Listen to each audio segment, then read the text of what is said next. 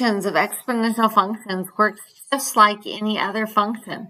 If we have y equals 2 to the x, and we have a 1 added to the inner part of the x, and we have a 1 added to the outer part, and we write this in our standard exponential form where we have a to the power of x minus h plus k, then if we have a minus h, and h is greater than 0, the value on h is a right shift, a shift to the right. If h is a negative value, which actually means there's a plus sign here, we will go left h, and whatever is being added on the outside, we'll shift it upward, and whatever is being subtracted on the outside here will be move it downward, that value.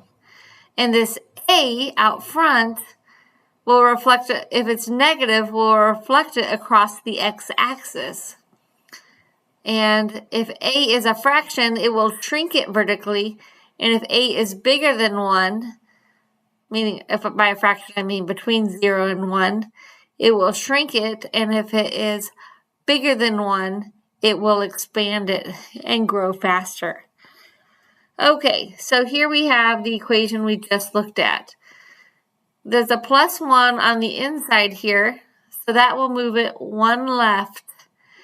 There is a plus 1 on the outside, so that will move it 1 up.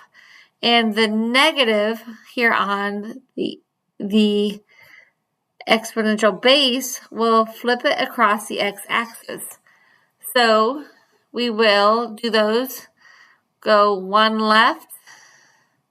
So you can see, 1 left. And then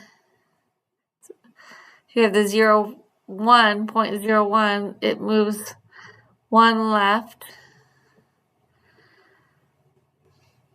But the whole thing is flipped across the x-axis. So flipping across the x-axis would be here, but it's also up 1. These are counting by 2. Up 1 is a half, and that's why we have that point. So just doing those motions with 1 point is what I demonstrated there. Let's look at another exponential equation, 2 to the power of x plus 2 minus 1. Let's graph this equation. We can expect this is going to have some shifts. Here we have a plus 2, so I'm expecting to move left 2. And we have a minus 1, so I'm expecting to move down 1. Because I know it is moving left 2, then I want to choose points around negative 2.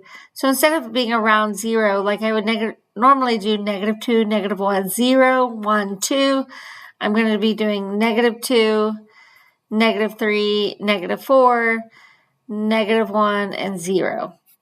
That will give me that basic shape around negative 2. Okay, I'm not very good at shifting this around. So I would rather do a table. If you're going to feel confident in shifting that, go ahead. Negative 4 plus 2 is 2. 2 squared is 4. 4 minus 1 is 3.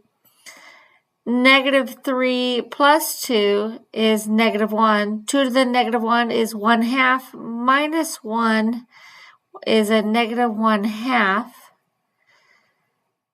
Is that right? Minus 3 plus 1. Sorry, that is wrong. 2 to the negative 3. Negative 3 plus 2 is negative 1. That is 1/2. 1/2 minus 1 is negative 1/2. It is correct. Sorry. 2 to the negative 1 plus 2. Negative 1 plus 2 is positive 1. 2 to the 1 is 2. Minus 1 is 1. Negative 1 plus 2 is 1.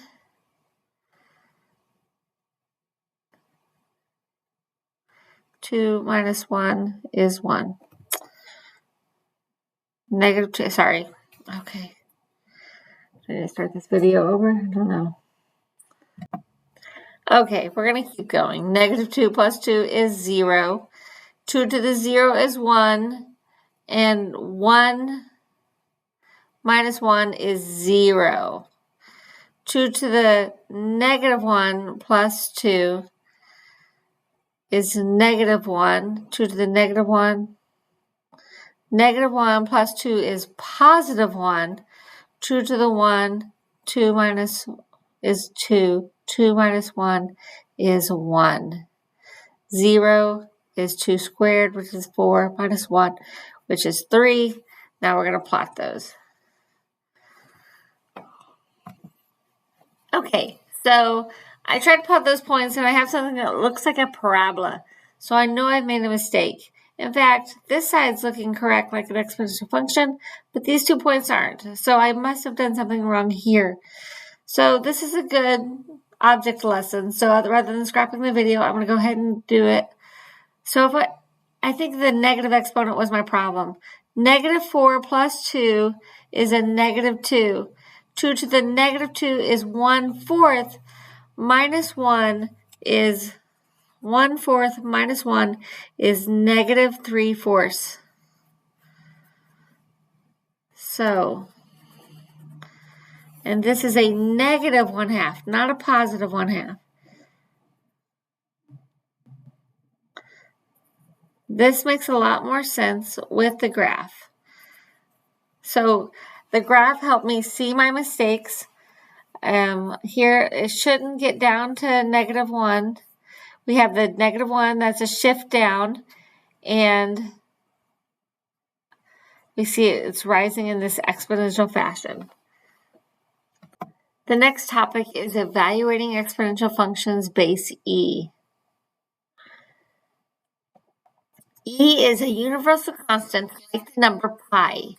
It's an irrational number, means it's non-repeating, decimal, that never ends.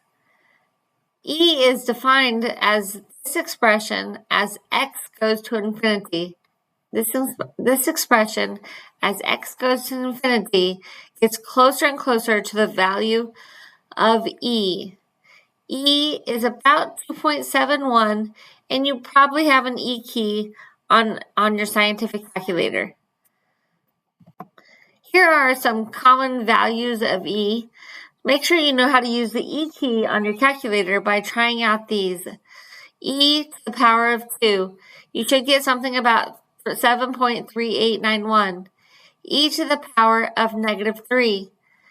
You should get 0.0498. E to the power of square root of 7 is 14.0940, and e to the power of pi is about 23.1407. Take your calculator and learn how to put this in your calculator so you know how to use the E key. When we graph an exponential function with a base of E, it's the same way we would use any other base. We're just going to replace values for x, add 1, and then for this equation, we'll take e to that power.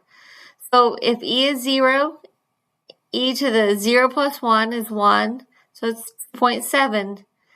If x is 1, we have e squared, which is 7.4.